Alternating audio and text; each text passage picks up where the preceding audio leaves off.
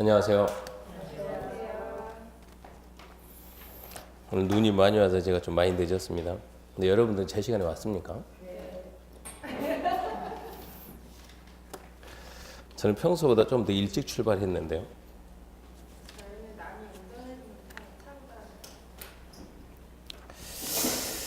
저는 교재 215페이지 건축할 차례인가요? 네, 215페이지 8번 보면 건축부터 보도록 하겠습니다. 자, 건축 그러면 크게 5가지입니다. 우리 8번이 건축이고 넘겨보세요. 넘겨보면 9번이 대수인데 건축과 대수는 시험 문제 거의 매년 나온다 생각해야 돼요. 지금 우리가 배우고 있는 법이 건축법인데 건축의 개념을 모르고 건축법 공부하는 것은 이치적으로 안 맞는 거예요. 그래서 건축의 개념은 기본적으로 알아야 되는데 건축은 첫 번째 신축, 두 번째 증축, 세 번째 개축, 네 번째 재축, 다섯 번째 이전, 5가지를 묶어서 건축이라고 하는데요. 216페이지 5번 이전부터 봅시다.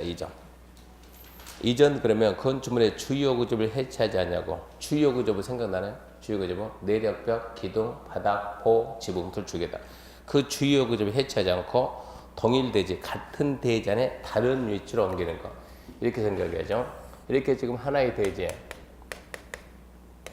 여기 이렇게 건축물이 있는데 주요 구조를 해체하지 않고 같은 대지에서 들어가지고 그대로 옮겨 놓는 거, 이걸 보고 이전 그럽니다.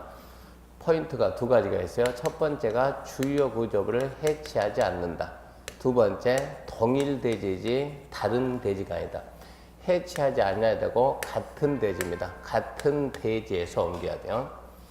자, 예를 들어서 이렇게 지금 2개, 이렇게 있는 걸 옮기면 이전인데, 이럽시다. 이렇게 A라는 대지에 건축물이 이렇게 있는데, 이 건축물 갖다가, B 대지 보세요. B 대지에 건축물이 없죠? C 대지는 이렇게 건축물이 있다고 그럽시다. 자, 이렇게 A 대지에 있는 건물 갖다 B 대지로 이렇게 옮겨놨다. 이럴 수도 있고, A 대지에 있는 게 이렇게 C 대지 이렇게 옮길 수 있을 거예요. B 같은 경우는 B 대지에 지금 아무것도 없는 상태에서 옮겨왔으니까 이것은 신축이 됩니다. 신축. C 대지는 있는데 또 옮겨왔으니까 이 경우는 증축이 되는 거예요. 그래서 이 건축물 다른 대지로 가면 개축이 아니고 신축 또는 증축이 됩니다. 신축 또는 증축. 그래서 일단은 해체하고 옮기면 안 되는 거예요. 해체하지 않고 같은 대지에서 옮겼을 때 그게 이전이다. 그렇게 알아놓고요. 그 다음에 이제 개축하고 재축을 동시에 봐야 되는데 거기 보면 개축이 있고 그 다음에 재축이 있습니다. 개축과 재축이 관한 사이인데 개축은 건축물의 전부 일부를 철거합니다. 철거. 재축은 자연재해로 멸실됩니다. 철거하고 그 대지에서 정전 규모 이하로 하는 거. 얘는 멸실되고 그 대지에서 정전 규모 이하로 하는 거. 그래서 잘 보면 공통점은 둘 다 정전 규모 이하다. 이하 그러면 같거나 작거나 그게 이하죠. 이하는 이하인데 철거하고 이하냐 아니면 멸실되고 이하냐 차이점은 그거예요. 철거시키고 정전보다 같거나 작게 그러면 개축. 멸실되고 정전보다 같거나 작게 그러면 재축 그럽니다. 근데 여기서 이하라고 했는데 이하를 갖다 우리가 초과로 바꿀 수 있겠죠. 초과하게 되면 그때는 뭐가 되는가? 초과하게 되면 정전보다 크게. 그러면 그때는 이게 철거 멸실의 범위를 봐야 돼요. 철거 멸실의 범위가 한마디로 전부 철거 전부 멸실이냐 일부 철거 일부 멸실이냐 이렇게 구분해야 돼요. 전부 철거 전부 멸실 정전보다 크게 그러면 신축, 일부 철거 일부 멸실 정전보다 크게 그러면 증축 이렇게 구분합니다. 근데 예를 들어서 이렇게 지금 하나의 대지에 이렇게 우리가 1층, 2층짜리 건물이 있다고 합시다. 이 상태에서 2층만 철거합니다. 일부죠, 일부. 일부를 철거하고 그러면 이렇게 1층은 남아있겠죠, 이렇게. 1층은 남아있어요. 그 상태에서 다시 이렇게 해가지고 똑같은 범위 내에서 2층을 지었다. 이것은 일부 철거하고 정전구조 이하니까 이것은 개축 그래야 돼요, 개축. 그 다음에 여기에다가 다시 하나 더 해봅시다. 이렇게 1층, 2층 건물이 있는데 전부 이렇게. 이번에 전부를 갖다가 철거하고 전부를 철거하고 1, 2층 다 없어지고 이렇게 1층을 지었다. 이거는 뭐냐? 철거하고 종전보다 작게 지었으니까 이것은 개축. 전부 철거하고 여기다 이렇게 1층, 2층 지었다. 이것도 마찬가지로 개축이 됩니다. 이하 그래야 개축이 돼요. 철거하고 종전보다 이하면 개축이 되는데 이제 초과에 초과. 자, 1층, 2층 건물인데 2층을 철거했다. 2층을 철거했으면 1층이 이렇게 남았다는 얘기죠. 여기에다 이렇게 똑같은 범위로 이렇게 2층을 지었다. 여기까지는 개축인데 이렇게 더 올릴 수 있잖아요. 내 범위니까 3층을 했다. 이랬을 때는 이게 되겠죠. 일부 철거하고 종전금을 초과됐으니까 이것은 뭐로 봅니까 하면 증축 그래야 되고. 자, 1층, 2층 전부 철거하고 1층짜리 지었다. 종전보다 작게 지었죠. 개축. 전부 철거하고 1층, 2층 종전하고 같게 지었죠. 개축. 근데 전부 철거하고 여기에다가 이제 3층가 이럴 수도 있죠. 1층, 2층, 3층 이렇게 하게 되면 전부 철거하고 종전보다 초과됐으니까 이때는 신축 그래야 돼요. 신축.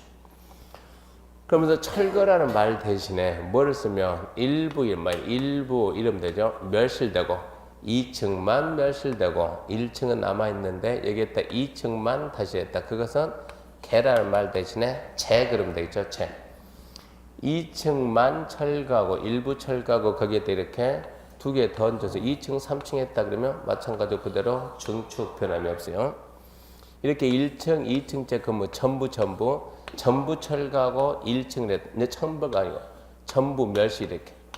전부 멸실되고 1층을 다시 했다. 그러면 개가 아니고 재축. 같은 범위 내에서 1층, 2층 했다. 그것은 개가 아니고 재축. 1층, 2층 전부 철거하고 다시 이렇게 여기다가 1층, 2층, 3층 했다. 똑같이 신축 이런 식으로. 그래서 정리하게 되면 개축이나 재축은 둘 다 이렇게 정정규모 이하입니다. 이하는 이하인데 앞에다 뭘 할 거냐? 철거하고 이하 그러면 개축, 멸실되고 이하 그러면 재축 그래야 돼요. 그 다음 이제 앞으로 가가지고 자 신축을 봅시다. 신축은 건물이 없는 대지에 처음 짓는 게 신축입니다. 건물이 없는 대지에 처음 짓는 거. 그리고 부속 건물이 있는 대지에 주된 건물을 짓는 것도 신축이다. 자, 이렇게 지금 이 대지에는 지금 건축물이 있습니까? 없습니까? 없죠. 없는데 여기다 처음 지었다. 이거는 뭡니까? 당연히 신축이죠. 신축. 근데 여기에 이렇게 기존의 건물이 있는데 여기에다 다시 이렇게 건물을 갖다가 새로 건물을 또 지었어요. 하나의 대지에 건물이 있는데 또 지었다. 이 행위를 우리는 뭐로 봅니까 하면 이 행위를 있는데 또 지으면 그것은 증축이에요. 증축. 있는데 또 지으면 증축인데 자 기존에 있는 게 뭐가 있고 새로 짓는 게 뭐냐 이걸 봐요. 기존에 있는 게 예를 들어서 100제곱미터 되는 주택이 있는데 새로 짓는 게 뭘 지었냐? 10제곱미터 되는 창고를 지었다. 그러면 해석을 하는 거야. 100제곱미터 주택하고 10제곱미터 창고 둘이 같이 있으면 뭐가 주고 뭐가 불까요? 당연히 얘가 주된 건물고 얘는 뭐가 되겠죠? 부속이 되죠. 부속. 이 행위는 뭡니까? 이것도 마찬가지로 증축이 돼요. 증축. 역할을 바꿔서 기존에 있는 게 10제곱미터 창고가 있는 이 대지에다가 뭘 지었는 겁니다. 100제곱미터 되는 주택을 지었다. 그럼 이제 주부가 바뀌죠. 기존에 자, 얘 따지면 얘가 뭐가 되고 주택이 주가 되고 창고가 이러면 부가 되겠죠. 부속이 있는데 주대를 지었다. 이것을 우리나라는 신축이라고 하겠다는 얘기. 그러면 신축은 이제 세 가지. 신축은 건물이 없는데 처음 짓는 거 신축, 부속이 있는데 주대를 짓는 거 신축. 그리고 이거죠. 전부 철거, 전부 멸실, 종전보다 크게 그러면 신축. 세 가지를 봐야 되고요. 그 다음 이제 증축인데 증축이 되려면 기존의 건물이 있어야 돼요. 기존의 건물이 있는 대지에서 면적, 높이, 층수를 증가시키며 그만 넓혔다, 높였다 그런 말 나와요. 높이를 높였다, 면적을 넓혔다 그런 말이 나오면 증축입니다. 그래서 건축에는 신축, 증축, 개축, 재축, 이전 5가지가 있는데 시험 문제는 매년 나오지만 틀리라고 낸 적은 단 한 번도 없어요. 틀릴 수가 없어요. 아주 단순한 부분이요. 넘어가게 되면 9번이 이제 대수서입니다. 대수서. 대수서는 글자 그대로 큰 수서입니다. 큰 수서인데 건축에 못 미치는 큰 수서. 우리는 건축법 적용 대상 행위 중에서 가장 큰 게 건축행위고 건축에 못 미치는 큰 수선을 대수선, 이것보다 더 작은 걸 수선 그래요. 수선. 그럼 우리 법에서는 건축과 대수선은 법에서 금지하는 거예요. 금지. 건축은 하지 마라. 하려면 뭐 받으라? 허가 받으라. 대수선 하지 마라. 하려면 허가 받으라. 수선에 대해서는 법에서 언급을 안 하는 거예요. 그러니까 수선의 개념이 없어요. 수선의 개념이 있을 수가 없는 거예요. 그럼 첫 번째, 국가가 국민들에게, 자, 제가 국민입니다. 국민. 제가 국가, 여러분 국민 하세요. 좀 정신이 없어요, 지금. 자, 제가 국가 할 테니까. 국가 국민들에게, 자, 국민 여러분, 건축을 하지 마세요. 건축하지 마세요. 그러면 국민들은 뭘 하겠습니까? 예, 건축이 뭡니까? 건축이 뭡니까? 건축이 뭡니까? 라고 물어보니까 국가가, 국민들이 건축의 개념을 뭘 해가지고 알려주는 거예요. 뭐라고 알려줘? 건축에는 신축이 있고, 증축이 있고, 개축이 있고, 재축이 있고, 이전이 있습니다. 이렇게 말하면 국민이 또 신축이 뭡니까? 물어보겠죠. 그럼 또 알려준다고. 신축이는 아까 있으니까, 자, 건물이 없는데 처음 짓는 건 신축이요. 부속이 있는 데다 주변을 짓는 것도 신축이요. 전부 철거, 전부 멸실, 정전보다 크게 하면 신축이다. 이런 거 우리나라 신축이다. 그러니까 이런 행위를 하려면 어쩐다? 신축 허가 받는다. 이런 얘기요. 두 번째 증축이란, 증축은 기존 건물이 있는 대지에서 면적이든 높이든 층수를 늘리면 높이면 증축이다. 또 기존 건물의 일부 철거, 일부 멸실, 정전보다 크게 하면 그것도 증축이다. 이 두 가지요. 그러면 개축 뭡니까? 개축은 그러면 개축이다. 개축은 전부 일부를 뭐하고 철거하고 정전 규모 이하. 재축은 자연재로 멸실되고 정전 규모 이하. 이전은 주요 구조부 해체하지 않고 같은 대지 옮기는 것. 이렇게 이제 개념을 설명해주고 이런 행위를 하지 마라. 하고 싶으면 허가를 받으라는 얘기. 두 번째, 또 대수선 하지 마라. 그러면 국민들이 그렇겠죠? 대수선이 뭡니까? 라고 개념을 물을 거예요. 그럼 국가는 대수선의 개념을 알려주고 그 다음에 규제를 해야 돼요. 이러이런 행위가 대수선입니다. 이렇게 해가지고 대수선을 크게 몇 가지로 설명하냐 그러면 9가지. 자, 이 행위가 우리나라 대수선이요. 첫 번째, 내력벽입니다. 내력벽. 내력벽, 그럼 힘받는 벽이에요. 첫 번째, 내력벽. 내력벽을 여기 보게 되면 증설, 해체, 그리고 수선 변경이요. 증설. 대부분 증설, 해체, 수선 변경이니까 내력벽을 증설, 해체하거나 숫자가 없어요. 내력벽 면적 30제곱미터 이상 수선 변경. 이러면 이것은 대수선이다. 그러니까 얼마가 되든 간에 내력벽을 조금이라도 증설, 해체하면 대수선. 30제곱미터 이상 수선 변경하면 대수선이다 그래요. 두 번째, 기둥입니다. 기둥을 증설, 해체하거나 3개 이상 수선 변경하면 대수선이다. 세 번째, 보입니다. 보. 보를 증설, 해체하거나 3개 이상 수선 변경하면 대수선. 네 번째, 이제 지붕틀이에요. 지붕틀. 지붕틀을 증설, 해체하거나 3개 이상 수선 변경하면 대수선이다. 다섯 번째, 이제 방화예요. 방화. 방화구역이나 방화구역이란 벽, 바닥을 증설, 해체, 수선, 변경, 숫자가 아예 없어요. 여섯 번째, 지금 보게 되면 7번은 나중에 따로 하고요. 여섯 번째, 계단입니다.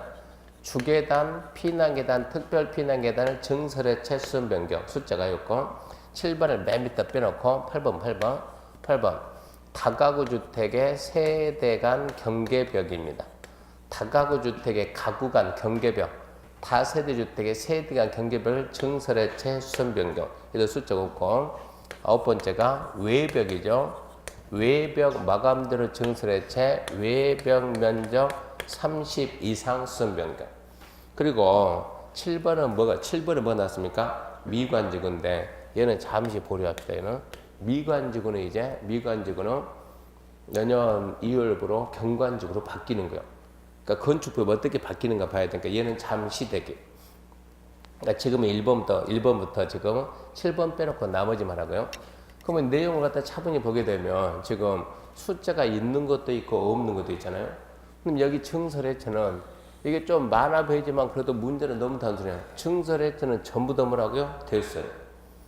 무엇을 하든 간에 증설해체는 전부 다 뭐라? 대수선. 수선 변경에서 숫자가 나오죠. 그러면 벽을 보면 봐봐요.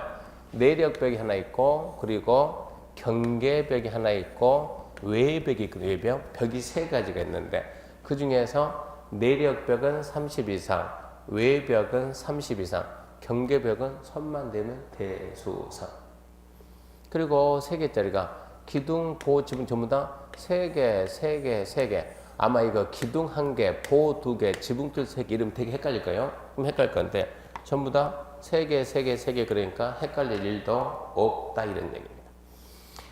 그리고 여기 있는 방화, 그리고 계단, 그리고 경계벽 세 가지. 방화, 계단, 경계벽은 선만 되면 무조건 뭐라고? 대수선. 문제 몇 번 풀어보면 건축과 대수선은 틀릴 수가 없어요. 누구든지 다 맞죠. 절대 어렵게 생각하지 마세요. 단지 잘 나옵니다. 이런 얘기죠. 그래서 건축과 대수선 한 문제 나온다 예상하시고 그 다음에 이제 10번 도로에 관한 사입니다. 도로. 이 도로는 어디서 쓰냐 그러면 우리가 맹지라고 들어봤죠. 맹지. 어떤 토지를 맹지라고 합니까? 그러면 제일 처음에 우리가 중개사 공부하기 전에는 어떤 토지가 맹지입니까? 그러면 길이 없는 땅 그래요. 길. 근데 이 공부하게 되면 길을 갖다가 우리는 보통 길인데 뭐라 씁니까? 도로 그러죠. 도로. 자, 이 토지가 맹지일까요? 아닐까요? 이제 이런 해석을 할 수 있어야 돼요. 그러면 이 토지가 맹지가 되려면 이 땅은 뭐가 없어야 된다? 길이 없어야 된다. 길이 뭐라고? 도로. 그러면 여기서 말하는 이 길, 도로는 이게 건축법에서 인정하는 도로 맞는가 이 얘기. 건축법에서 인정하는 도로가 있고 건축법에서 인정하지 않는 도로가 있어요. 도로 종류는 엄청나게 많이 있으니까 건축법에서 이러이러한 조건을 갖추면 도로다. 이러이러한 조건을 못 갖추면 도로가 아니다. 그러니까 이게 맹지가 되는가 안 되는가 보자고. 일단 여기다 이렇게 도로 써놓고 이 땅이 맹지가 되는가 안 되는가. 뭐 건축법에서는 원칙. 자, 건축법상 도로가 되려면 이런 조건을 모두 갖춰야 도로라고 합니다. 첫 번째 건축법상 도로가 되려면 첫 번째 사람이 다녀야 돼. 두 번째 여기는 차량 통행이 가능해야 돼. 세 번째 그 폭이 4m 이상이 돼야 돼. 네 번째 이제 국계법, 배웠죠? 국계법, 도로법, 산업법, 기타 관계 법령.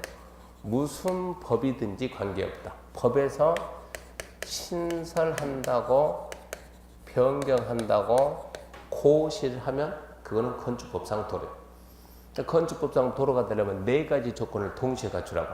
사람도 다니고 차도 다니고 3m 이상 되고 법에 의해서 고시를 하든가 아니면 생각해봐요.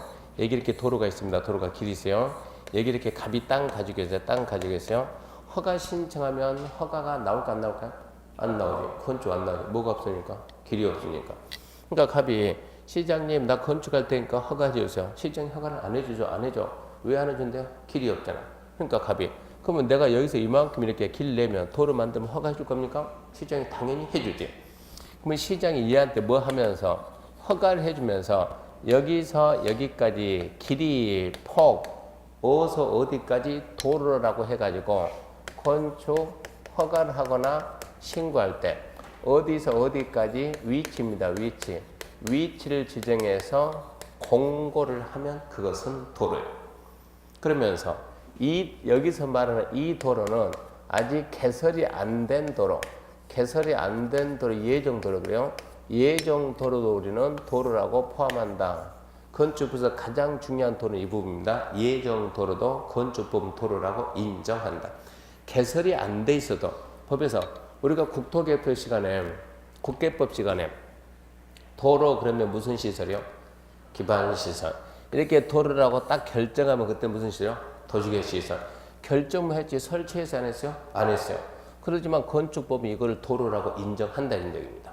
이런 걸 보통 우리가 계획도로 그러는데 예정도로 계획도로 이것도 건축법은 도로라고 인정한다 이 얘기입니다. 그래서 건축법상 도로가 되려면 네 가지 조건을 모두 갖추라. 첫 번째 사람 다니고, 두 번째 차 다니고, 세 번째 4m 이상 되고, 네 번째 법의 고시.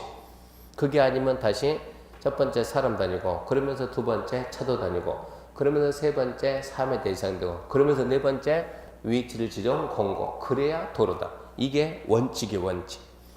그러니까 얘가 맹지가 안 되려면 이 조건을 다 갖춰야 지금 맹지가 안 된다고 쳤다. 근데 예외적으로, 그러면 예외 해가지고 예외 두 가지가 있어요.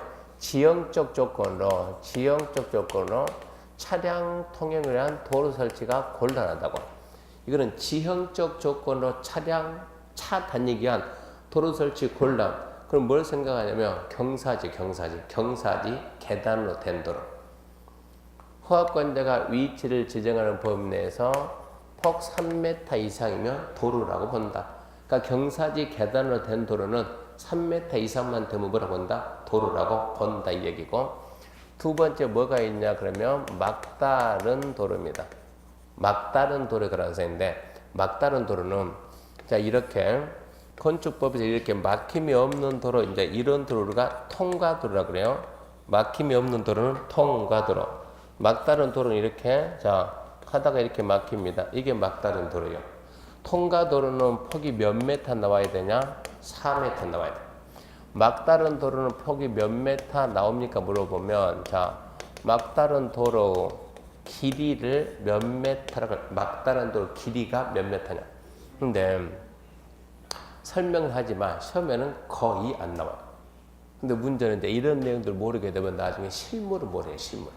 그래서 막다른 도로 길이가 첫 번째 기준이 10m 미만, 두 번째 10m 이상에서 35m 미만, 세 번째 35m 이상, 세 가지.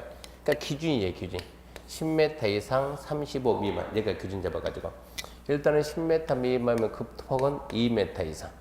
10m 이상 35 미만이면 그 폭은 3m 이상. 35 이상이면 6m 이상이니까 그냥 2, 3은 6이요. 2, 3은 6. 그러니까 뭐만 알자고? 10m 이상 35 미만 잡으라고. 10보다 작으면 2m고 35보다 크면 몇 m고? 6m고 그렇게 해야 돼요. 근데 백날 설명해도 시험 문제는 안 나오더라는 얘기요. 실무할 때는 이게 엄청나요. 실무할 때 어디가 더 중요하냐 그러면 나중에 여러분이 이제 땅 중개할 때 자 이런 식으로 해가지고 내가 만약 900평짜리 땅 가지고 있다. 전원주택 용지를 쓰기 딱 좋아요.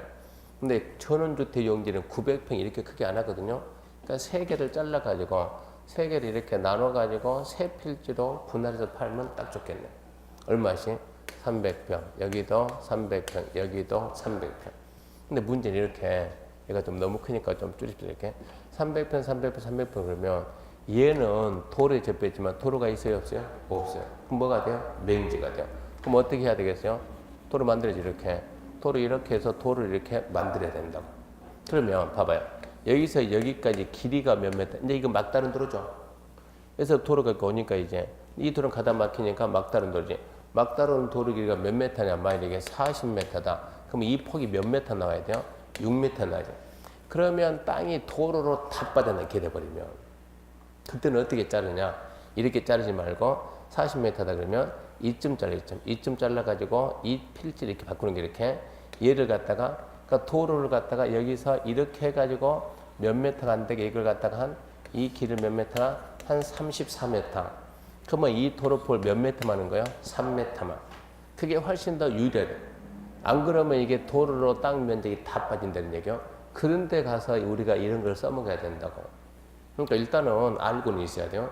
시험 문제는 안 나오지만 안 나온다고 단정한 거 아니에요. 잘 안 나오다는 얘기지. 나봤자 뻔한가니까 10 이상 35mm 해가지고 2, 3은 6 숫자 암기하시고. 자, 이게 이제 건축법 말하는 도로요. 건축법상 도로. 이 도로에 접해야만 저 땅이 맹지가 안 된다는 얘기입니다. 그러면 건축법상 도로는 차가 반드시 다녀야 됩니까? 라고 물어보면 이렇게 하죠. 차가 안 다닌 경우도 있습니다. 반드시 4m 이상입니까? 그러면 2, 3, 6도 있습니다. 반드시 법에서 고시가 돼야 됩니까? 그럴 필요는 없습니다. 허가 신고할 때 위치를 지정해서 공고만 해도 됩니다. 그러면 반드시 보행, 사람이 반드시 다녀야 됩니까? 그러면 네, 그래야 돼. 그래서 사람이 못 다니는 도로가 뭡니까? 하면 자동차만 전용으로 다니는 도로. 자동차 전용 도로는 건축법에서 도로라고 인정이 안 돼요. 그러면 처음 이렇게 물었을 때 이 토지가 맹지입니까? 아닙니까? 이러고 질문하면 말이 안 되는 것 같아요. 당연히 맹지가 아니지. 근데 여기에 딱 여기 또 뭐라고? 고속도로 이렇게 써보면 이거 뭐가 돼요? 맹지죠. 고속도로는 자동차 전용도로니까 맹지입니까? 맹지다 이렇게 얘기를 해줘야 돼요. 그래서 고속도로 변에 있는 땅 전부 다 맹지니까 이건 뒤에서 다시 돌아지 이렇게 진출입이가 안 된다 이런 얘기입니다. 그래서 도로 개념 잡아주고 일단은 그러면 도로 그러면 먼저 떠오르는 게 우리는 시험 보기에 배우니까 도로 그러면 일단은 첫 번째 예정도로 포함 그리고 4m 이상 기억해야 돼요. 통과도로는 4m 이상 그 기억하시고요. 그 다음에 이제 219페이지 보면 3번 면적 등에 관한 정리해가지고 1번 대지 면적입니다. 대지 면적은 대지의 수평 투영 면적입니다. 대지 면적은 대지의 수평 투영 면적인데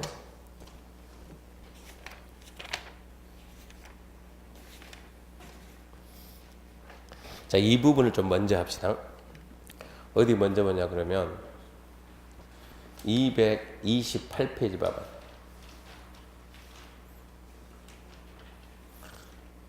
아니요. 뭐 봐봐자 필요 없겠네. 228페이지 안 나오네. 여기서 바로 설명해야 되겠네. 219페이지 대지 면적입니다. 대지 면적은 대지의 수평 투영 면적을 한다. 대지 면적은 수평 투영 면적. 그럼 생각해봐요. 대지는 건축법에서 말하는 대지는 건물 짓는 땅이 대지예요. 내가 지금 자 이런 땅에다가 이런 땅, 내 땅이 지금 여기서 여기까지 여기에다가 건축을 할 수 있어요, 없어요? 있지, 깎아가지고. 그랬을 때 이 대지 면적은 몇 평이냐 이런 얘기 어떻게 해석할 거냐? 그랬을 때 면적은 수평입니다. 수평. 투영 그러면 위에서 내려다 봤을 때 이쪽 끝이죠. 그리고 이쪽 끝이죠.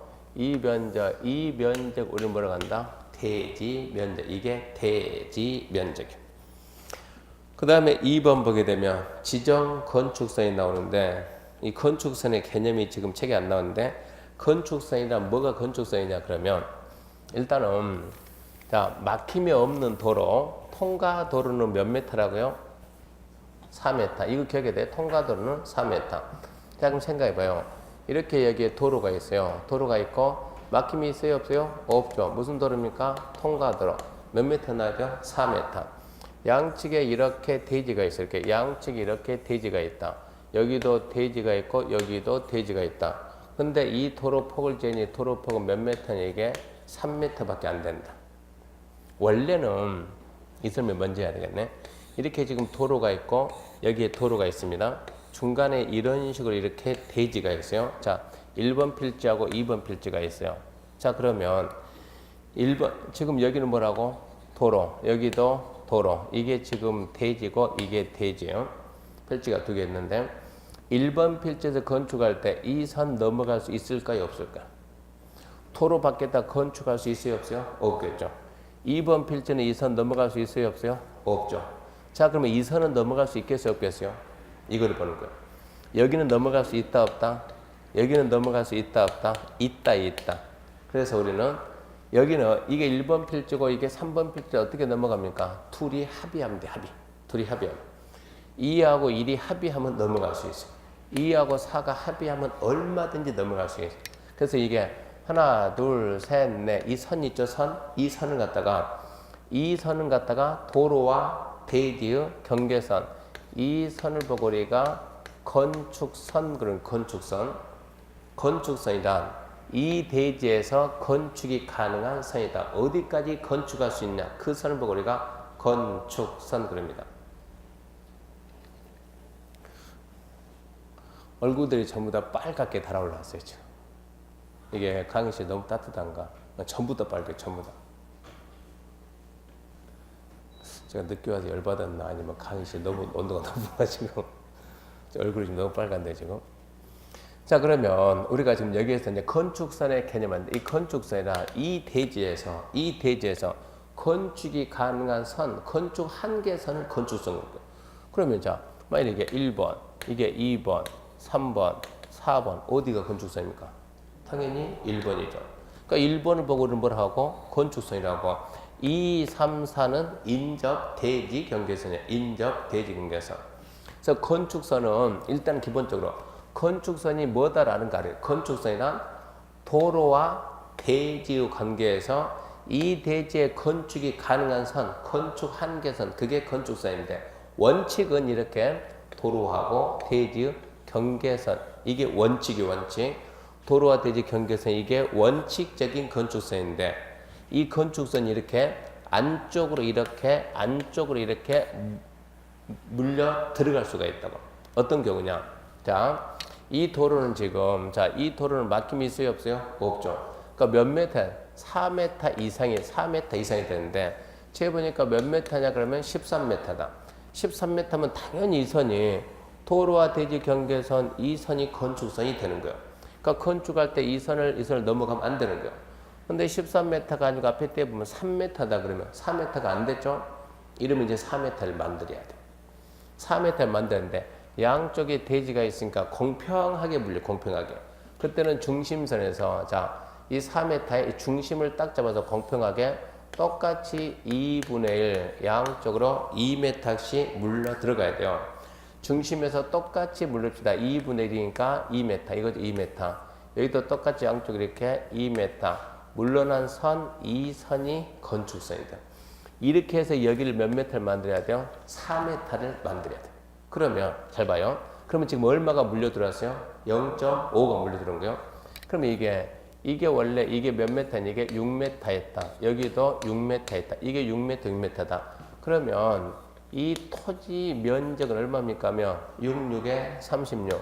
36제곱미터인데, 자, 건축선이 이렇게 안으로 물려 들어갔죠? 얼마가 물려 들어갔어요? 0.5가. 그럼 이제 이쪽은 얼마밖에 안 돼요? 5.5밖에 안 되는 거예요. 그러면 0.5 물린 이 부분을 대지 면적에다가 포함할 거냐, 제외할 거냐, 그러면 대지 면적에서는 제외시키는 거예요. 그러면 토지 면적은 분명 얼마인데? 36제곱미터인데, 이거 대지 면적은 얼마입니까? 이거 30, 이거 30 얼마라고요? 33제곱미터 이렇게 얘기를 해야 된다. 그럼 우리가 이 땅을 갖다가 우리가 이 땅을 가백에 중개하는 거예요. 중개할 때는 뭐라고 설명해 줄 거냐 말해야 되니까. 자, 이 땅 면적 얼마다? 36제곱미터다. 근데 대지 면적 얼마다? 33제곱미터다. 그럼 일반인이 무슨 말인지 못 알아요. 그게 무슨 얘기냐고, 그게. 무슨 얘기냐고. 땅 면적은 분명 얼마인데 36제곱미터 맞는데 대지 면적 그러면 건축할 때 쓰는 땅이 대지요. 건축할 때 쓸 수 있는 땅 면적은 33제곱미터다. 그러면 갑이 그러면 도대체 3제곱미터가 내 땅이라는 거냐 아니라는 거냐 물어보면 뭐라 말해야 돼요? 네 땅 맞다. 네 땅은 맞는데 나중에 뭘 못한다? 건축 못한다. 건축 못하고 나중에는 결론적으로 도로가 이렇게 만들어지는 거예요. 결론적으로 나중에 이 토지는 어때요? 나중에 수용당하고 그만큼 뭐 받는다? 보상 받는다 이런 얘기예요. 그러니까 우리가 이 대지 면적 계산할 때는 아예 빼놓고 해야 된다는 얘기예요. 이 경우 하나 더 해봅시다. 이 도로는 지금 막힘이 없습니다. 막힘이 없으니까 소요 너비는 4m 나와야 돼요. 자, 폭을 재했더니 얘도 3m밖에 안 되는 거예요. 이렇게 해가지고 이렇게 대지가 있는데 이 반대편에는 뭐가 있냐? 하천이 있어. 하천, 경사지, 낭떠러지, 선로부지, 철길이 있어요. 그러면 몇 m를 만들었는데? 4m 만들었는데 이게 물러날 수가 없는 구조예요. 어쩔 수가 없어요. 하천, 경사지, 선로부지가 있는 쪽에서 소연업이 4m 물러난 선, 이게 건축선이요. 그러면 이 부분의 면적은 대지 면적에서 어쩐다? 제외시킨다 이 얘기야. 그 내용이 지금 그 내용이 219페이지 2번입니다. 2번 해가지고 2번 3번이네 3번 2번은 좀 더 설명할게요. 3번이 먼저 한다. 3번 후퇴 건축선 소요폭 4m 미만인 돌에 접한 대지 안에 건축선이 정해진 경우 건축선과 도로 사이 부분의 면적은 대지 면적에 산입하지 않는다. 지금 설명했던 거. 그 다음에 후퇴한 건축선 가각전대 후퇴 부분 이거는 무슨 얘기냐 그러면 봐요. 일단은 여기까지 이해했죠. 대지 면적, 대지 수평투 면적 이렇게 소연업의 못 미치는 도로하고 건축선 사이 부분 대지 면적 제외. 소연업의 못 미치는 도로와 건축선 사이 부분 대지 면적 제외.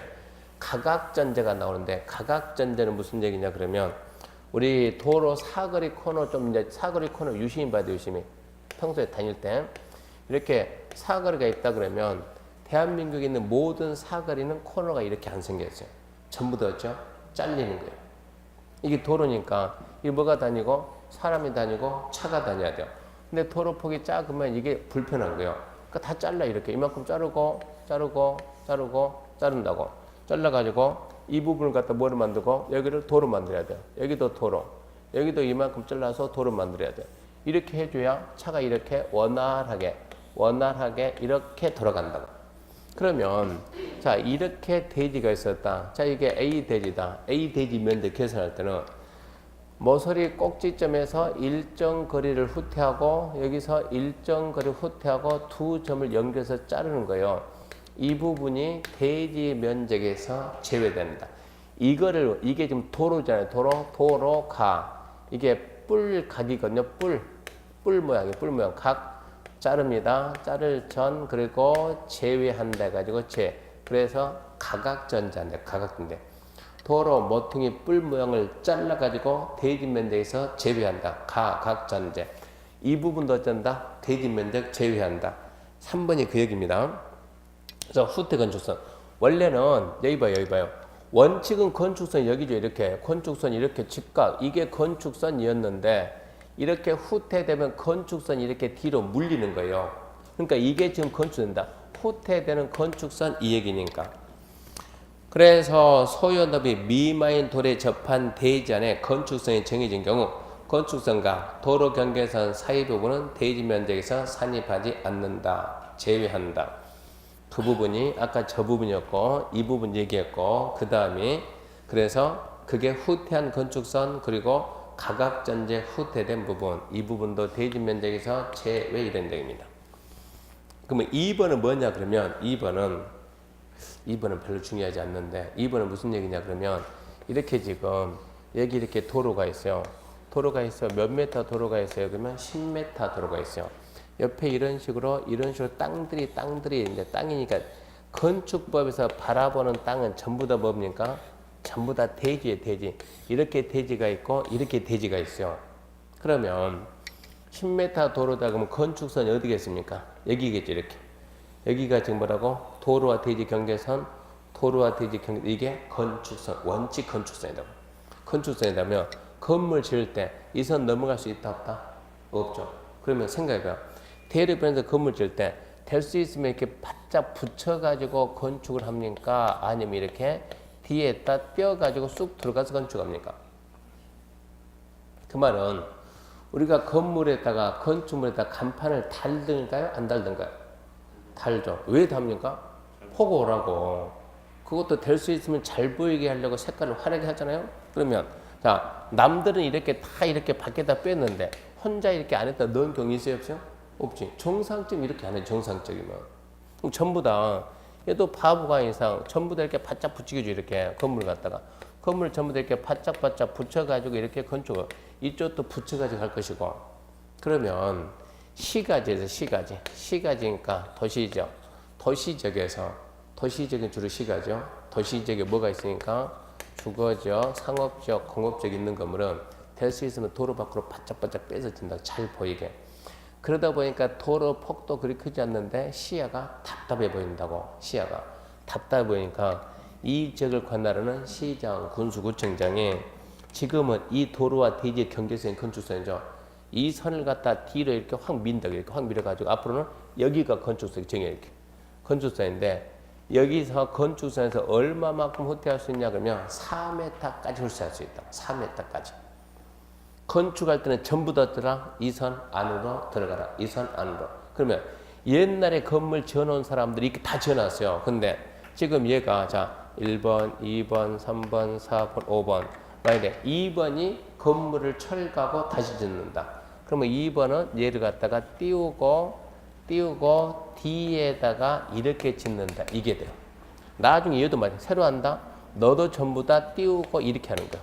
너도 여기다 띄우고 이렇게 하는 거 이런 식으로 전부 다 건물 갖다 여기를 띄우고 이렇게 짓는다. 그러면 건축선이 이렇게 안으로 물러갔다 이런 얘기요. 여기도 마찬가지로 건축선을 갖다 이렇게 훅 밀어버리면 건축선이 이렇게 물러가는 거예요. 소요너비 이상 되는 도로에서 건축선을 이렇게 따로 별도 지정할 수가 있어요. 원칙은 도로와 대지 경계선 이 선이 법에서 말한 법정 건축선인데 법에서 정해진 건축선인데 이 시장이 어떤다고 건축물을 좀 시야를 키우게 하기 위해서 여기를 딱 지정한다고. 그러면 이건 무슨 건축선? 지정 건축선. 그러면 2번에서 하고 싶은 말은 무슨 얘기냐 그러면 이 부분의 면적이 대지 면적에 포함이 되냐 안 되냐 지금 이런 얘기요. 이 부분의 면적은 대지 면적에 포함한다. 대지 면적에 포함하되 건축할 때는 이 선 넘어가지 말고 이렇게만 건축해라 이런 얘기요. 대지 면적은 포함. 그 대신 저 선 넘어는 가지 마라. 그 뜻이요. 2번. 다시 봅니다. 소요폭 이상인 도로에 접한 대지 안에 건축선이 정해진 경우 건축선과 도로 경계선 사이 부분은 대지 면적에 산입한다. 가로내 시장 등이 미관을 정비하기 위해서 너무 붙이면 답답하니까 좀 미관을 정비하자 개선하자 좀 물러라 이런 얘기입니다. 그 대신 그 부분은 대지 면적을 포함한다 이런 얘기입니다. 그래서 정리하게 되면 대지 면적은 대지의 수평 투영 면적을 한다.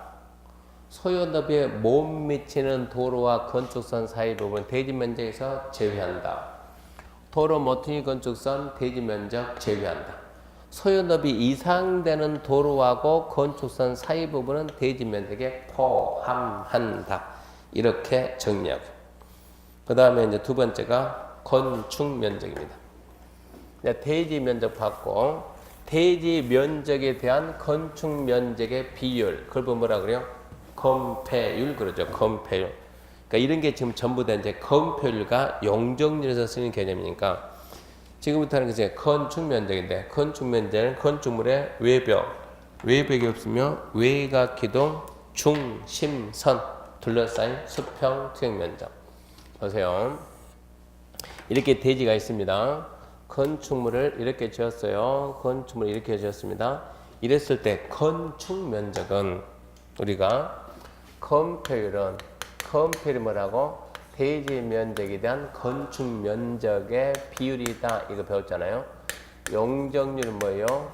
대지 면적에 대한 연면적의 비율이다. 그럼 이제 대지 면적을 어떻게 계산하는가 이거는 배웠다 이런 얘기요. 그럼 이제 건축 면적은 어떻게 계산해? 건축 면적 계산 방법은 건물 위에서 내려다 봤을 때 이 건물이 대지를 어느 정도 차지하고 있는가 그 면적인데 근데 그 면적 계산할 때 이게 벽이죠. 벽 내부선 외부선 중심선 그러면 중심선이요. 벽 두께가 있으니까 내부 외부 중심 그러면 중심선 이렇게 중심선 둘러싸인 수평 투영 면적 이 면적이 뭐라고? 건축 면적입니다. 건축 면적. 근데 옆에다 이렇게 해가지고 이렇게 2층을 지었어. 2층을 갖다 2층을 이렇게 지었어. 이랬을 때 건축 면적은 위에서 내려다 봤을 때 건물이 대지를 얼마 차지하고 있는가. 그러니까 외벽, 바깥벽이니까 여기보다 여기가 보이겠죠. 이쪽 끝 여기 외벽 무슨 선? 중심선 1층보다 2층 벽이겠죠. 2층 벽 중심선 둘러싸인 수평 투영 면적 이 면적이 건축 면적이다 이런 얘기입니다. 외벽 중심선 외벽이 없으면 외곽 기둥 중심선 둘러싸인 수평 트임 면적. 2번 다마는 단 한 번도 나온 적이 없어요. 무시하고. 그런 거는 6월달에. 지금은 중요한 거 위주로 하고. 넘기면 3번 바닥 면적입니다. 바닥 면적은 건축물의 각층 또는 일부로서 벽, 기둥, 그 밖의 이하 비슷한 격의 중심선 둘러싼 수평 트임 면적.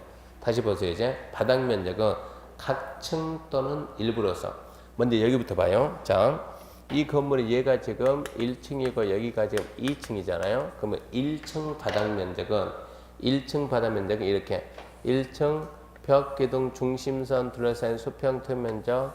이 부분의 면적이 뭐고요? 1층 바닥 면적. 2층 바닥 면적은 2층 벽, 기둥, 중심선 둘러싸인 수평 트임 면적. 이 부분이 2층의 바닥 면적이야. 1층 바닥 면적, 2층 바닥 면적. 다시 이제 평면도 봅니다. 자, 평면도로 바라보게 되면 이렇게 건축물이 자, 여기는 1층 그러고 1층, 2층 합시다. 1층, 2층. 2층은 이렇게 세 가지 씁시다. 세 가지 이렇게 해가지고. 자, 1층은 전부 다 슈퍼다. 2층의 일부는 약국 합시다. 약국. 여기는 당구장 합시다. 여기는 중개사무소 합시다. 지금은 뭐 계산하냐면 바닥 면적이에요. 바닥 면적. 건축 면적은 몇 층짜리 건물이든 간에 건축 면적은 하나밖에 없는 거예요. 건축 면적은 딱 내려다 봤을 때 보이는 면적이니까. 바닥 면적은 잘 봐요. 바닥 면적은 자 1층 벽, 기둥, 중심선 둘러싸인 수평 투입 면적 이것은 1층 바닥 면적이에요. 그러면서 이것은 슈퍼 바닥 면적이에요. 2층 벽, 기둥, 중심선 둘러싸인 수평 투입 이것은 2층의 바닥 면적이에요. 이만큼만 하게 되면 이것은 약국의 바닥 면적이에요. 이만큼 하게 되면 얘는 중개사무소 바닥 면적. 이만큼 얘는 뭐라고? 당구장의 바닥 면적. 그러니까 바닥 면적 할 때는 땡땡땡 이 말을 써야죠. 무엇의 바닥 면적? 1층 바닥 면적, 2층 바닥 면적, 중개사무소 바닥 면적. 바닥 면적 그렇게 표현을 해야 된다고. 그러면 이제 바닥 면적이란 보세요. 건축물의 각층 또는 일부로서 벽, 기둥, 그 밖에 비슷한 격의 중심선 둘러싼 수평 트임 면적. 왜 각층이라고 하냐? 봐봐요. 1층 바닥 면적은 그 층 전부지 전부. 이게 1층 바닥 면적은 전부. 2층 바닥 면적 2층 전부. 슈퍼 바닥 면적은 1층 전부잖아요. 그러니까 각층 이 말 쓰고 또는 일부로 한 것은 중개사무소 바닥 면적은 이거잖아요. 한 층의 전부 다 일부다 일부. 그러니까 일부 이 말이 나오고. 그래서 각층의 전부 또는 일부. 벽, 기둥 포인트는 무슨 선? 중심선 둘러싸인 수평 트임 면적입니다. 중심선 둘러싸인 수평 트임 면적. 그 다음에 1번 보면 벽 기둥에 구획이 없는 건축물. 벽 기둥에 구획은 뭡니까? 구획은 막힘이 없다. 막힘이. 이게 지금 지표면인데 땅 건축물이 이렇게 기둥하고 이렇게 지붕이 있어요. 이런 건물이 주유소가 말이에요. 주유소. 이게 중심선 자르면 면적이 없잖아요. 이랬을 때는 지붕 끝에서 안쪽으로 1m, 끝에서 안쪽으로 1m를 후퇴한선으로 둘러싸인 수평 투입 면적 이 부분만 바닥 면적으로 하겠다. 우리나라는 이렇게 하겠다는 얘기예요. 그래서 벽 기둥의 구획이 없다. 지붕 끝에서 1m 부분은 바닥 면적에서 뺀다. 그러니까 1m를 후퇴한 선으로 둘러싸인 수평 투입 면적. 그렇게 계산하겠다. 이런 얘기고. 그 다음에 필로티입니다. 필로티 그러면 1층 주차장 생각이요. 우리나라는 주차난이 심각하니까 이렇게 지금 건축물이 이렇게 1층, 2층, 3층, 4층 몇 층이냐? 4층 건물이다. 대부분 1층에다 이렇게 기둥, 1층에다 기둥 이렇게 기둥 해가지고 이번에 포항 지진 나면서 봤죠? 무슨 구조가? 필로티 구조가 위험하다. 이게 낫죠. 필로티 구조. 이런 부분을 보고 우리가 이런 부분을 보고 필로티란다. 필로티 이렇게. 그러면 이 부분의 면적을 바닥 면적에다 포함을 할 거냐 말 거냐. 이게 생각해봐요. 바닥 면적에 제외되면 용적률 때문에 이렇게 하나 더 올라간다고 이렇게. 바닥 면적에 포함이 되면 얘가 못 올라간다고. 용적률 문제 때문에. 그러니까 포함할 거냐 제외할 거냐 그러면 이 부분을 어떻게 이용을 하고 있냐. 첫 번째 보행 무슨 얘기요? 사람이 도로인 양 다닌다고. 두 번째 차량 통행 차가 도로인 양 다니는 거예요. 세 번째 여기를 주차 공간을 쓴다. 대부분 주차 공간 쓰죠. 네 번째 이 건축물이 공동주택이다. 그러면 제외. 그럼 하나 더 올린다는 얘기요. 근데 사람도 안 다니고 차도 안 다니고 주차장으로 이용하지도 않고 공동주택도 아니다. 그러면 포함 이런 얘기입니다. 그렇게 계산했던 얘기고 너대 그러면 베란다 생각하면 되죠. 베란다. 너대에서 접한 가장 긴 외벽 길이 곱하기 1.5를 뺀 나머지만 포함한다. 이 너대 이 부분은 나중에 4월달쯤에 한번 설명할게요. 그 다음 보게 되면 승강기탑, 계단탑, 굴뚝, 더유투시통은 옛날 쓰레기 홈통, 옛날 아파트 쓰레기 홈통. 지금은 그런 거 없어요. 옛날 아파트에 있어요. 쓰레기 홈통. 20층에서 쓰레기 들고 내려간 것이 아니고 계단, 뭐 복도, 통로쯤 가면 있잖아요. 버리면 뚝 떨어지는 거. 그런 부분이죠. 그런 부분. 다락이 잘 나요. 다락 1.5 이하는 제외. 경사진 형태의 집이면 1.8 이하 제외. 기타 이하 유사한 것과 옥상, 지하에 설 때는 물탱크 등은 제외. 승강기탑, 계단탑, 굴뚝, 더유투, 슈트, 물탱크 제외. 다락, 층고 1.5 이하면 제외. 경사진 형태의 지붕인 다라면 1.8 이하는 제외. 그 다음에 5번부터 10번까지는 안 읽어도 5번부터 10번까지는 안 읽어도 문제 다 풀 수 있어요. 그 다음에 4번 연면적. 오늘 여기 할 자리 아닙니까? 여기부터 한다고 내 표시한 것 같은데? 아니에요? 선생님들 책을 같이 있으니까 이게 전부 다 언제쯤 한다고 자기가 표시해 놓거든요. 그러니까 이건 이제 누구 표시인지 모르겠는데. 이게 우리 고등철 선생님 여기까지 했었어요. 여기까지? 그럼 4번 이제 연면적입니다. 연면적. 자, 연면적이란 한 개 건축물의 각층 바닥 면적의 계단, 바닥면. 아까 지금 이렇게 지금 1층 바닥 면적, 2층 바닥 면적 두 개 더한 거는 우리가 연면적입니다. 연면적. 두 번째, 지하층 바닥 면적이 연면적에 계산이 되느냐? 지하층 부분의 바닥 면적을 연면적에 포함하냐 제외하냐? 연면적에 포함합니다. 포함하는데 용적률 산정할 때는 제외. 그냥 연면적 그러면 연면적은 각층 바닥 면적 할 거니까 지하층도 포함이에요. 지하층도 포함을 하는데 용적률 대지 면적에 대한 연면적의 비율, 이 용적률 계산할 때 연면적에서는 지하를 뺀다 이런 얘기. 그래서 지하층의 바닥 면적을 연면적에다 연면적 산정할 때 포함이냐 제외하냐? 포함한다. 용적률 산정할 때는 제외한다. 이게 나중에 계산 문제 잘 나오니까 빨리 풀려고 연포 그러죠. 연포용제 그래요. 연포용제. 이런 문제도 잘 나오고 계산 문제 잘 나오니까 지하층의 바닥 면적을 연면적에 포함하고 용적률 제한다. 연포용제. 이틀 뒤에 누가 물어봐요? 용포연제. 구분이 돼야 안 돼요?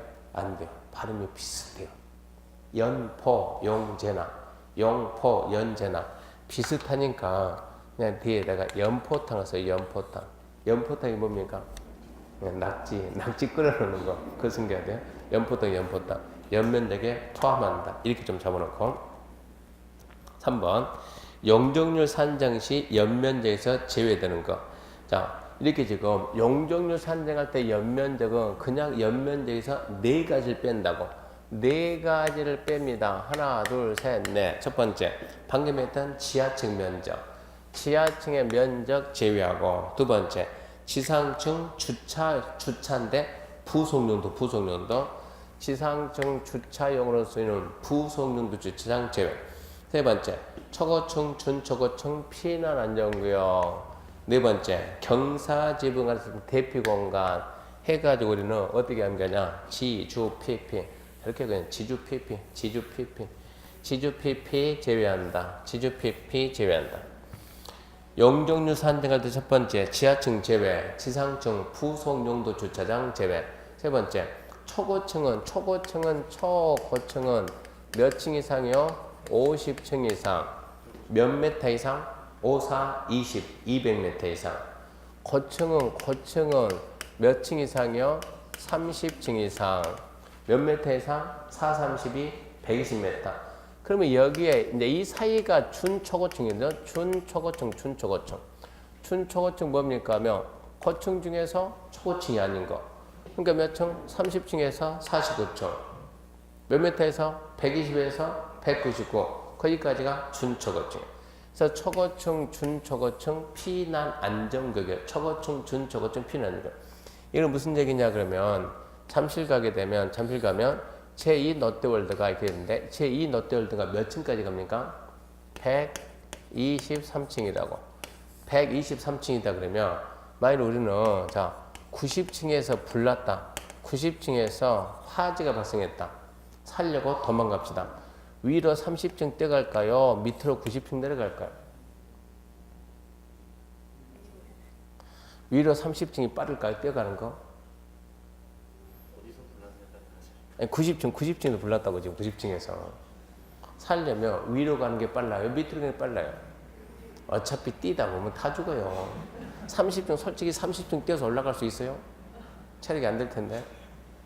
90층 내려갑니까? 체력이 안 될 텐데. 그래서 이런 건물에 화재가 발생되면 심각하죠.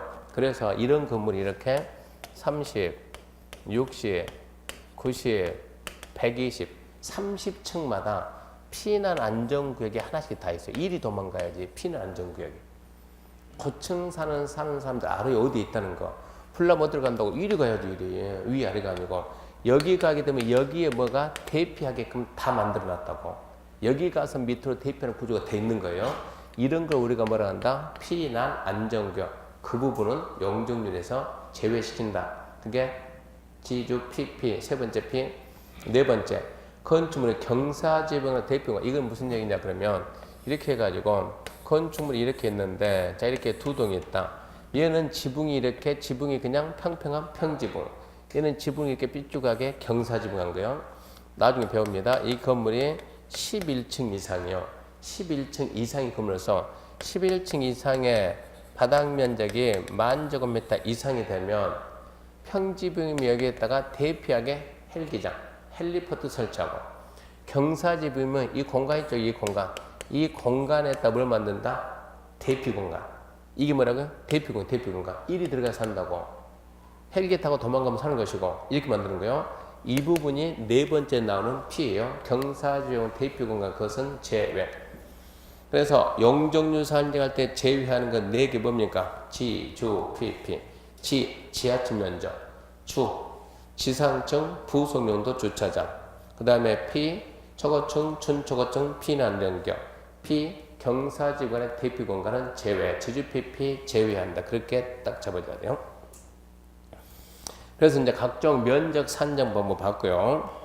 그 다음에 이제 223페이지 보면 이제 건축 허가에 관한 사입니다. 건축 허가. 1번. 건축물 건축하거나 대수하는 자는 특자시 특자도 시군구 허가를 받아야 된다. 건축법에서 허가권자가 누구냐 이거는 중요해요. 그러니까 암기할 거는 좀 암기 좀 해야 돼. 건축법에서 허가권자가 원칙은 시군구거든요. 시군구. 시군구인데 시군구가 누굽니까 하면 기초죠. 기초자치단체 업무를 수행하는 자가 해야 되는데 세종시하고 제주도는 기초가 있어요? 없어요? 없어요. 그러니까 어쩔 수 없이 나오는 거야.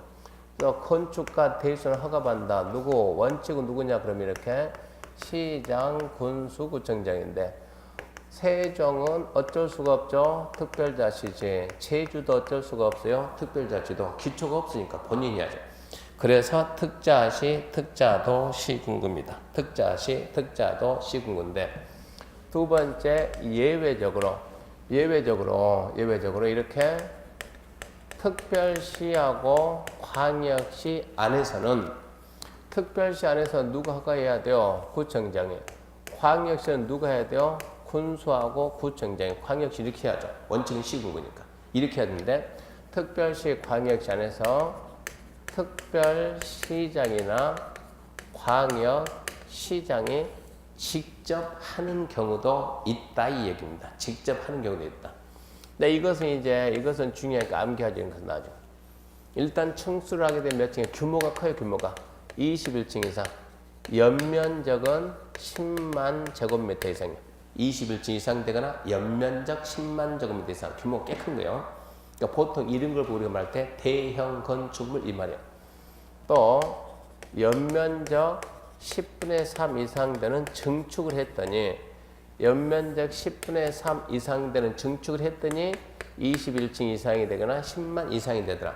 그것도 증축할 때 특별시장, 광역시장이 허가한다 이 뜻입니다. 근데 여기에 뒤에 단 해가지고 그래도 공장이나 창고나 건축위원회 심의 거친 것은 제외한다.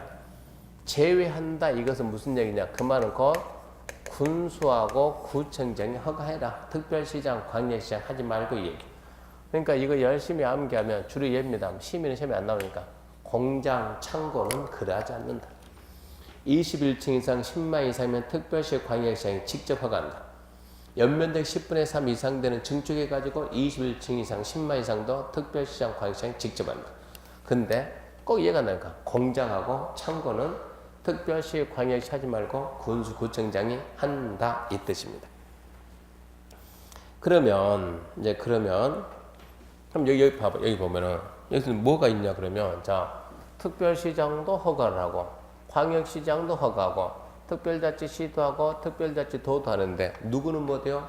일반적인 도지사는 못해요. 그래서 세 번째 그러면 도에서 건축을 할 때는 어떠냐? 허가는 누구만 한다?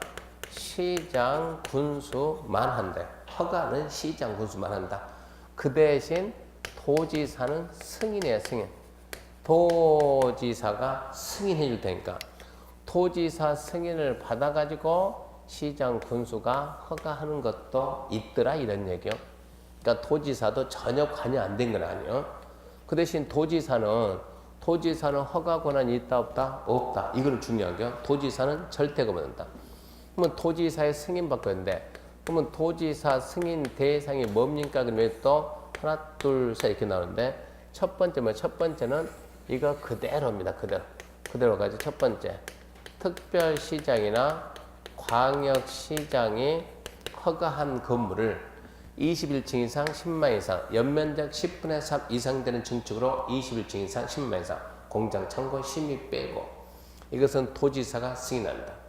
두 번째는 주거환경, 자연환경 수질보를 먼저 해야 되네. 두 번째, 자연환경 또 수질보호를 위해서 도지사가 지정 공고하는 지역에서 규모가 3층 이상이 되거나 3층 연면적 1000제곱미터 이상 되는 하나, 둘, 셋, 넷, 다섯 공동주택, 일반 음식점, 일반 업무시설, 위락시설, 숙박시설 그러는데 처음에는 이런 거 열심히 암기하지만 나중에 이제 문제 푸는 요령을 좀 터득하게 되면 이런 거 암기 안 해요. 어차피 출제자는 여기 있는 걸 써주니까 어떻게 한 게 자연환경 수질 보니까 자수 3층 이상 1000 있으니까 자수 3000 그러면 돼. 자수 3000 자연환경 수질보 그러면 3층 이상 1000 이상 그렇게 하면 된다고. 그 다음에 세 번째 뭐가 있냐면 세 번째 이제 여기서 이제 주거환경이죠. 주거환경 교육환경을 위해서 도지사가 지정 공간에 있는 규모는 없고 위락 숙박이요. 위락 숙박. 그래서 주, 교, 위, 숙 나중에 이렇게 암기할 것이고. 그래서 도지사 승인받는다. 도지사는 허가권이 없다. 그 대신 승인한다. 승인. 첫 번째. 특별시 광역시장 허가하는 거. 대형 건축물. 21층 이상 10만 이상. 연면적 10분의 3 이상 증축해서 21층 10만 이상. 공장, 창고, 심의 같은 거 뺀다. 자수 3천. 주교, 위소 그렇게 잡아주면 된다. 그 다음 보게 되면 이제 3번 위락 숙박 시설에 불허가 처분해가지고 기속재량 나오는데 기속재량이냐 자유재량 이거는 중요하지 않고 그건 중요한 말이 아니요. 허가권자는 건축 허가를 허가할 때 한국 건축규정 준수를 확인한다. 다만 각호 하나에 해당하면 이 법 다른 법 규정에 불과하고 건축의 심의 거쳐 허가하지 않을 수 있다. 허가권자가 자기가 판단 못하니까 전문가들이 판단해 주는 거예요. 건축인의 심의 거쳐 허가 안 할 수 있다. 1번이 시험 문제 많이 나오고 2번은 신설되고 아직 한 번도 안 나왔어요. 1번은 위락 숙박이 위락 숙박에 해당하는 건축물 건축 허가할 때 해당 대지에 건축하는 건축물 용도금 형태가 주거환경, 교육환경, 주변 환경에 고려할 때 부적합하다. 또 뭡니까? 위락 숙박이 주거환경, 교육환경에 부적합, 허가 거부할 수 있다. 그럼 얘하고 똑같지 지금? 예, 얘하고 좀 똑같지만 이것은 도지사 승인 대상인데 똑같이 맞았지만 내용은 완전 달라요.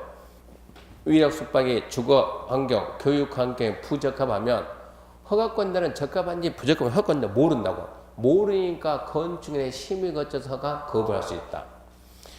위락 숙박이 주거환경, 교육환경에 부적합 허가 거부할 수 있다. 그 다음에 4번, 2번 국계법 방제지구 그 다음에 자연재해 위험 개선지구 등 상습 침수 포인트는 상습 침수면 상습 그러면 물에 툭 하면 잠긴다고 상습 침수되는데 그 건축물에 대해서 지하층 등 일부 공간을 주거용 거실 설치 부적합. 허구한 날 물에 잠기는데 지하를 주거용 쓰면 거실로 쓰면 되겠냐? 안 된다고. 그러니까 지하를 주거용 거실용 쓰겠다고 허가 신청하면 미안하지만 허가 거부 안 해준다 이런 얘기야. 근데 2번은 아직까지 한 번도 안 나왔던 얘기야. 1번은 주구장창 나오고 2번은 신설된 지 얼마 안 됐어요. 그러니까 내용은 별것도 아니에요. 위락 숙박이 주거환경, 교육환경에 부적합하면 허가 거부할 수 있다. 상습 침수되는 지역의 지하층 등의 일부를 주거용 거실설치 부적합 거부할 수 있다. 그 다음에 4번, 그러니까 3번도 중요하고 4번도 중요하고 허가권자는 허가받은 자가 다음 하나에 해당 허가 취소 끝맺음이 하여야 한다죠. 다만 이로에 해당해서 정당한 사유가 있다고 인정하면 1년 연장할 수 있습니다. 첫 번째, 허가받고 2년, 공장은 3년 내 착수 안 하면 허가받고 2년 내 착수하면 더 취소하지 마. 공장은 3년. 근데 단 정당한 사유가 있으면 1년 연장은 됩니다. 그 1번이요. 2번, 1기간 내 2년, 3년 내 착수했지만 공사 완료 불가능 인정하면 그것도 취소하여야 한다. 해놓고 흉내만 내면 안 된다고. 시작했으면 완공해야지. 2년, 3년 내 착수했으면 공사 완료 불가능 인정 취소해야 된다. 3번 착공신고 전에 경공매 등으로 건축주가 대지 소유권을 상실하고 6개월이 경과한 이후 공사 착수가 불가능 판단 취소해야 한다. 세 번째가 이제 가장 최근에 신설된 건데 이런 얘기거든요. 갑이 자기 땅에다가 건축을 하려고 뭐를 받았어요? 허가를 받았어요. 근데 갑이 이제 돈 필요하니까 이 땅을 갖다가 담보 제공하고 돈을 빌렸은 모양이요. 근데 이 토지에다가 갑이 이제 어쨌다 담보 제공했으면 대금을 상환해야지. 상환 못하니까 이 토지가 뭐로 나와가지고 경매나 공매로 나와가지고 매각이 되죠. 누가 받았냐? 을이 받았다. 을이 받았어요. 그러면 토지 소유권에 이제 소유권은 누구한테 갔다? 소유권은 을한테. 이제 여기서 알아야 되는 내용들이 대부분 중개소송 보고 남자들은 중개 끝나고 대부분 경매 곧잘 한다고. 경매 남자들이 많이 하게 되는데 경매하게 되면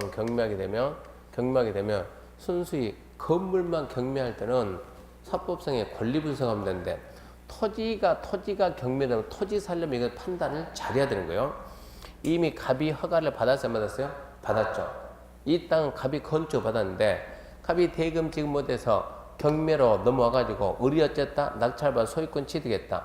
그러면 이 토지에 대한 소유권은 누구한테 있어요? 을한테 있어요. 을한테. 그럼 을이 내 땅이라고 허가 신청 허가 나와 안 나와? 안 나와요. 허가는 이미 얘가 가지고 있는 거예요. 그러니까 갑이 허가권을 얘가 가지고 있는 거예요. 그러면 이런 토지다 그러면, 그러니까 먼저 이런 땅이 나왔다 그러면 을은 먼저 들어가기 전에 이 토지에 허가가 있는 거 없는 거 분석을 다 했어야 된다고. 분석을 해가지고 제대로 아는 사람들은 이 토지에서 허가가 나왔다 그러면 안 들어가요. 복잡해 이것은. 얘가 이 허가권을 갖다 넘겨야 하는데 안 넘긴다 그러면 받아봤지만 권리 행사가 안 된다고. 그러니까 아는 사람들은 먼저 얘가 지금 경매로 나왔으면 얘 마음이 좋겠어요? 안 좋겠어요? 안 좋지, 불편하지, 속이 쓰리지. 그런 상태에서 허가권 주겠습니까? 그러니까 들어가기 전에 먼저 살살살살 달려가지고 어차피 망했잖아요. 털어도 나올 거 없다, 그지? 얼마 줄 테니까 해가지고 허가권을 갖다 사야 되는 게 내가. 허가권을 갖다 누가 사고? 내가 먼저 사고. 그런 상태에서 경매가 시작이 되게 되면 이것은 누가 못 들어온다, 이렇게 돼버리면. 그 다음에 어찌해야 돼요? 내가 받아야지, 내가. 그렇게 해야 내가 내 마음대로 건축할 수가 있지, 이런 얘기요. 그러다 보니까 이게 지금 갑이 지금 이 토지가 경매로 나왔지만 을이 어쩐다고? 낙찰 받았지만 얘가 허가권을 가지고 있으니까 받았지만 국가가 인정한 거 아닙니까? 이것은 받았지만 권리 행사 돼야 안 돼요? 안 돼요. 그럼 얘는 받으면 뭐하냐고 받으면 이게 문제가 생기는 거예요. 그래서 법을 개정해서 뭘 하겠냐? 갑이 허가 받아가지고 뭐 하기 전에요? 착공신고 전에. 착공신고 전에 먼저 뭐가 나갔다? 경공매를 해가지고 을은 어쩐다? 소유권 상실했다. 얼마가 지나도 6개월이 지나도 얘가 착수할 수 있다 없다? 없다. 그럼 국가에서 이거를 취소시켜준다는 얘기요. 이래야 을이 자기 토지에 대한 권리 행사할 수가 있다, 이 얘기요. 신설된 얘기요. 그래서 착공신고 전에 경공매 등으로 건축주 대지 소유권 상실 6개월이 경과한 이후 착수 불가능 그러면 취소하여야 한다 그럽니다. 거기까지가 이제 허가에 관한 내용이고, 그 다음에 2번 건축허가 절차도 이 부분은 잠시 쉬고 합시다.